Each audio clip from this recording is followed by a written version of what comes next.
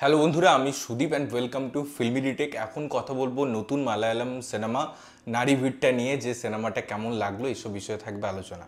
সিনেমার প্রেক্ষাপট বা গল্প নিয়ে যদি কথা বলি, একটা সমাজ যাদেরকে জমি থেকে বহিষ্কৃত করা হয়, তারা চাইছে তাদের নিজেদের জমি এবং নিজেদের বাড়ি, কারণ তাদের কাছে কোনো ঠিকানা নেই, কোনো কাজ নেই, শুধুমাত্র একটা জায়গায় মধু সংগ্রহ করতে তাদের অ্যালাউ করা হয়। তাছাড়া যদি তারা দুটো সুপারিও কুড়িয়ে পায় তাহলে পরে সেটাকে চুরি হিসেবে গণ্য করা হয়। তো এই তাদের প্রতিবাদের ফলে একটা ইমেজ নষ্ট হচ্ছে গভর্নমেন্টের, তাই সেখানে প্রচুর পুলিশ ফোর্স আসছে। অন্যদিকে আরেকজনের চরিত্র আমরা দেখছি, ক্যারেক্টার দেখছি, যে গ্রামে একটা মেয়েকে ভালোবাসে, সে বিভিন্ন রকম চাকরি পাচ্ছে কিন্তু তার অ্যাম্বিশন অনেক বড়, বাট কোনো কারণে সে এই পুলিশ ফোর্সে এসে পৌঁছাচ্ছে। তারপরে কি ঘটনা হয় সেটা আপনাদের জানতে হলে আপনাদের এই সিনেমাটা দেখতে হবে। এবং এই সিনেমায় যে জার্নিটার কথা আমি বললাম, সেই জার্নিটা আপনাকে একটা আলাদা এক্সপিরিয়েন্স দেবে। দেখুন, সিনেমায় বেশ কিছু জিনিস আছে যেগুলো ভালো। প্রথমেই বলতে হয়, এটা একটা স্লো ট্রিটমেন্টে আপনাকে সমস্ত এলিমেন্ট দেবে, ভাইবস দেবে। যে একটা আউটডোর এক্সপিরিয়েন্স আছে তাদের সিনেমায়, যে কালচার, যে রুটেড কালচারের কথা হয়, সেরকম অনেক কিছু পাবেন। ইনফ্যাক্ট এই সিনেমাটাই আমি বলবো, আপনারা যদি কান্তারা দেখেছেন যেরকম একটা হেরিটেজ ফিল ছিল, সেটার একটা রূপান্তর আছে, তার একটা এলিমেন্ট আছে।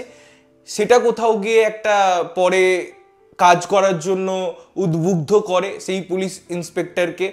এবং এই যে দুটো ব্লেন্ডিং হয়েছে গল্পের মাঝে, দুটো প্যারালালি দুটো ইনসিডেন্ট দেখানো হয়েছে। একদিকে যেমন এই পুলিশ ইন্সপেক্টরের একটা প্রিভিয়াস বা তার একটা ক্যারেক্টার বিল্ড আপ করেছেন সুন্দরভাবে মেকার্সরা, সেরকম এদেরকেও আমার মনে হয় প্রপারলি স্পেস দিয়েছে। যাদের কথা বলছি, যে আন্দোলনের কথা বলছি। এবং আমরা ক্লাইম্যাক্সের কিছু দৃশ্য বারবার সিনেমায় মধ্যান্তরে পাই বা তার একটা ফুটেজ পাই, এবং আমাদেরকে বারবার হিন্ট করা হয় যে চলো তোমাদের ক্লাইম্যাক্সে নিয়ে যাওয়া হবে।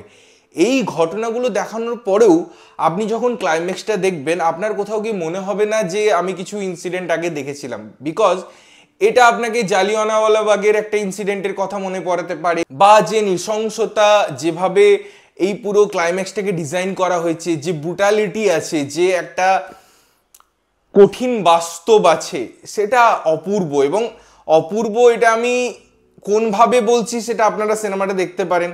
ভিজুয়ালি সেটা হয়তো technically capture wise Apurba, but তার মধ্যে যে ডেপথটা আছে সেটা আপনাকে নাড়িয়ে দেবে, তার বিভৎসতা আপনাকে ভীষণভাবে হন্ট করবে। এবং এই প্রসিডিংটার মধ্যেও বিভিন্ন জায়গা থাকবে যেগুলো ঘুরে ফিরে আসবে, পরে রিভিল করা হবে।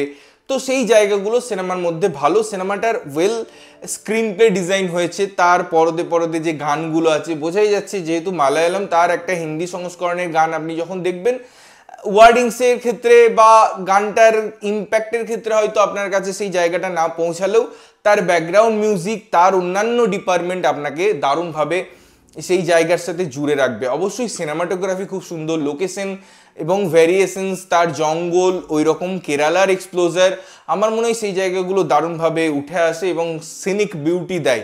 পুরো জায়গাটাই একটা অ্যাম্বিয়েন্স ক্রিয়েট করে, অডিও ভিজুয়াল ওই জায়গাগুলো দারুণভাবে কাজ করে। অভিনয়ের দিক থেকে প্রত্যেকের অভিনয় খুব সুন্দর, খুব ভালোভাবে তারা সেগুলোকে ক্যারি করেছে। ইমোশনাল দৃশ্যগুলো হোক বা লিড ক্যারেক্টার হোক, প্রত্যেকটা জিনিস ভালো। এবারে দেখুন, এই সিনেমার যদি আমি কথা বলি, কয়েকটা টেকনিক্যাল লুফোলস অবশ্যই আছে। একটা জায়গা থাকবে যেখানে কিছু জিনিস পুড়িয়ে দেওয়া হবে, এবং যেভাবে পুড়িয়ে দেওয়া হয়, যেভাবে নুন ফেলা হয়, তারপরেও যেভাবে অংশগুলোকে দেখানো হয়েছে, এটা কতটা রিয়েলিস্টিক সেটা সত্যি একটা আলোচনা সাপেক্ষ বিষয়।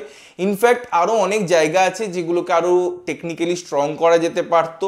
আরও অনেক জায়গা ছিল যেগুলোকে ক্লোজার দেওয়া যেতে পারতো। কেননা একটা ইনসিডেন্ট যেভাবে সিনেমাটা শুরু হচ্ছে, যেভাবে লোকটা দৌড়ে বেড়াচ্ছে, তাকে ধরা হচ্ছে, সেই জায়গাগুলোরও কোথাও প্রপারলি ক্লোজার থাকে না। তাই অনেক ইনসিডেন্ট আছে যেগুলো আরও সুন্দর করে ব্যালেন্স করা যেতে পারতো। তার ওপেনিং এবং ক্লোজিংয়ের মধ্যে যে জার্নিটা হয়, সেটা কোথাও গিয়ে আমার মনে হয় তাড়াহুড়ো করা হয়েছে। ইনফ্যাক্ট সিনেমাটার যে ধৈর্য, বা আপনি যতটা সিনেমাটা দেখবেন সেই যে ফিলটা আসবে, আপনি যদি তার ক্লাইম্যাক্সের পরের সিকোয়েন্সে যান, অর্থাৎ পোস্ট ক্লাইম্যাক্স যে একটা ক্লোজার মোমেন্ট ক্রিয়েট হয়, সেটা বড্ড তাড়াহুড়ো মনে হবে এবং আপনাকে সেই স্যাটিসফ্যাকশনটা দেবে না। আপনি পুরো যে জার্নিটা এনজয় করলেন বা আপনাকে টাইটলি এঙ্গেজড করলো, সেই পুরো জিনিসটা মনে হবে কোথাও গিয়ে এইভাবে কেন এন্ড করে দেওয়া হলো। জানেন আপনি হয়তো যে একটা ঠিক আছে হ্যাপি এন্ডিং হচ্ছে বা পজিটিভ নোটে সিনেমাটাকে এন্ড করা হচ্ছে বা দুঃখদায়ক একটা এন্ডিং হোয়াট এভার, বাট